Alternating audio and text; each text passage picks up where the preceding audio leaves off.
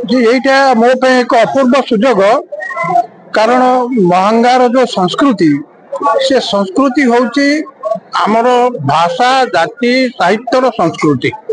एवं ये जो बरपुत्र माने जन्म नहीं से बरपुत्र माने ओडिशा को गठन करिसेंती पराधीन भारत वर्षरु स्वाधीन भारत वर्ष पर्यंत एवं स्वाधीनता परे मध्य आज की 80 वर्ष हेबो ए माटीरू बहु पुत्र बहु माने साधक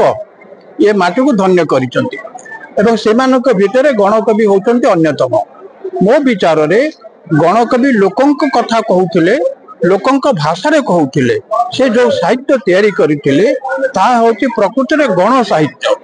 एवं गण साहित्य नाम रे आज अनेक लेखक अनेक कवि को प्रतिष्ठा दबा चाहते किंतु सेमाने गणर भाषा नाहांती